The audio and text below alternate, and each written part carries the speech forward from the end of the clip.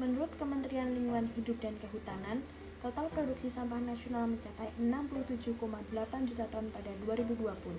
Jumlah itu berarti setiap hari penduduk Indonesia menghasilkan sekitar 185.753 ton sampah.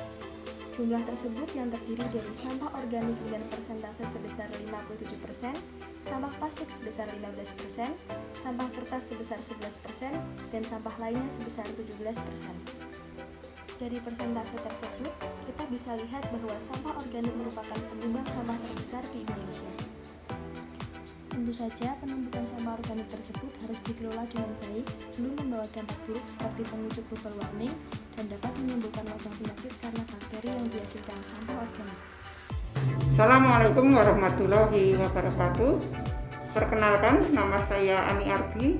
Saya Kepala SMA Negeri 1 Kota Mukit, Kabupaten Magelang. SMA Negeri 1 Kota Mukit adalah sekolah siaga kependudukan dan juga sekolah yang menuju adiwiyata. Oleh karena itu, maka kami warga sekolah harus mempunyai kepedulian dan berbudaya untuk lingkungan hidup.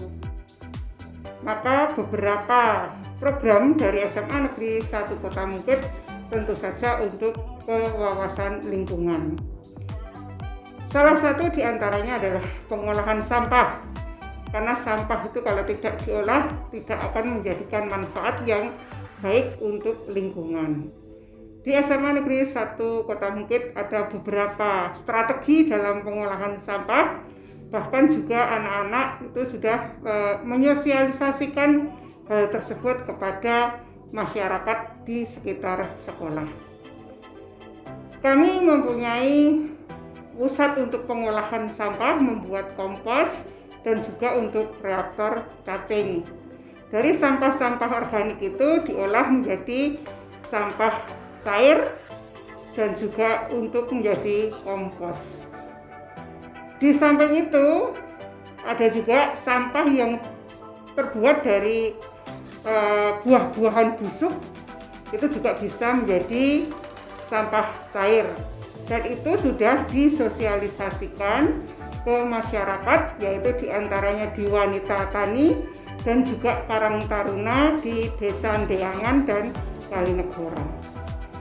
Dengan harapan kami semua dari SMA Negeri 1 Kota Mukit bisa memberikan imbas positif kepada masyarakat untuk memanfaatkan sampah dengan sebaik-baiknya, sehingga tidak terbuang dengan sia-sia, tapi bisa bermanfaat bagi lingkungan hidup.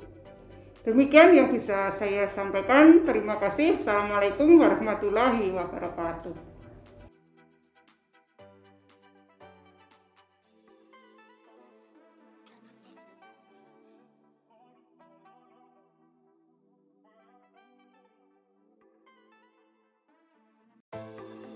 Assalamualaikum warahmatullahi wabarakatuh.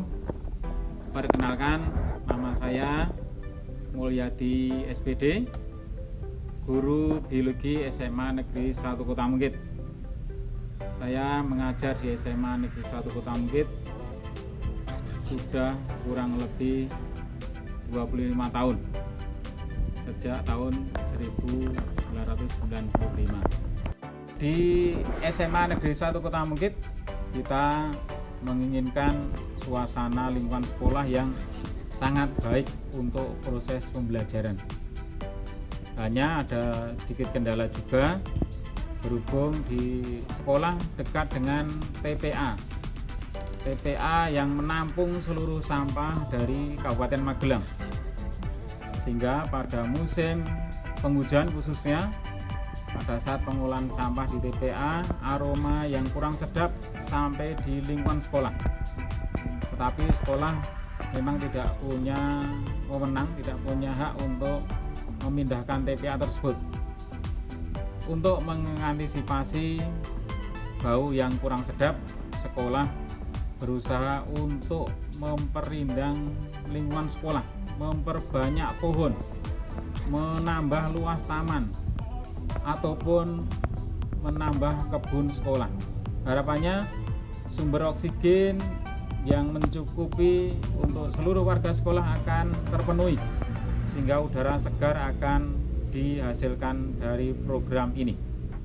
Untuk mendukung program penanaman pohon, penambahan taman ataupun kebun hortikultura sekolah berusaha memanfaatkan bahan organik, baik dari sampah daun yang sangat banyak di sekolah ini. Karena luas lahan kita 3 hektar, sampah daun sangat banyak. Ini potensi yang akan kita jadikan pupuk organik. Jika pupuk ini tersedia, maka seluruh tanaman di taman, seluruh tanaman di kebun hortikultura ataupun pohon-pohon besar bisa kita tanam menjadi sangat subur. Untuk menyiapkan ini, sekolah berusaha menyiapkan sebuah prasarana berupa reaktor cacing. Desain reaktor ini diharapkan cacing bisa membantu proses pembuatan pupuk organik. Untuk program pembuatan pupuk organik dari sampah daun ini, sekolah membentuk tim yang khusus menangani pembuatan pupuk organik ini. Di sana ada guru yang terlibat. Saya sendiri selaku koordinator bekerja sama dengan Bapak Ibu guru yang lain, didukung oleh para siswa yang tergabung di dalam OSIS ataupun pramuka. Mereka secara bergantian untuk selalu memonitor proses pengomposan di reaktor cacing. Ada piket yang mereka akan mengontrol bagaimana kondisi kelembaban di dalam reaktor cacing itu, sehingga cacing tidak akan ada masalah untuk proses pengomposannya. Di sana juga sudah disiapkan sumur yang akan menyediakan air manakala musim kemarau datang, pupuk atau bahan daun tetap lembab. Kita yang di kelas, yang di luar ruangan merasakan manfaat yang sangat nyaman. Dengan begitu banyaknya pohon, begitu banyaknya tanaman, udara di lingkungan sekolah menjadi lebih segar. Yang bau dari TPA bisa kita kurangi dengan udara yang kita buat menjadi segar dengan banyaknya pohon dan tanaman di SMA Negeri 1 Kota Mukit. Tentunya apa yang dilakukan oleh SMA Negeri 1 Kota Mukit ini masih terlalu kecil. Peran masyarakat di lingkungan TPA untuk menanggulangi bau sampah saya kira juga perlu digalakkan penanaman pohon ataupun tanaman-tanaman lain, sehingga udara segar di lingkungan masing-masing menjadi lebih segar seperti yang kita rasakan di SMA Negeri 1 Kota Mukit.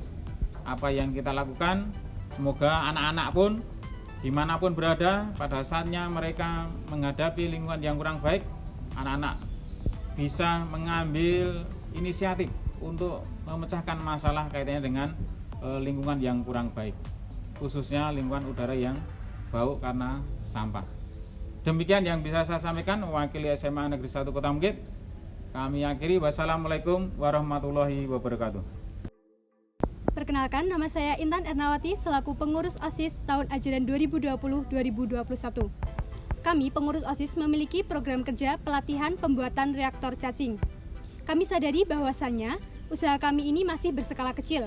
Oleh karena itu, kami memperluas skala usaha kami dengan memberikan edukasi kepada masyarakat agar dapat menuntaskan permasalahan sampah dan juga melestarikan lingkungan. Sehingga kami dapat mengurangi bau yang ditimbulkan dari TPA dan dapat mengambil sisi positif dari permasalahan tersebut.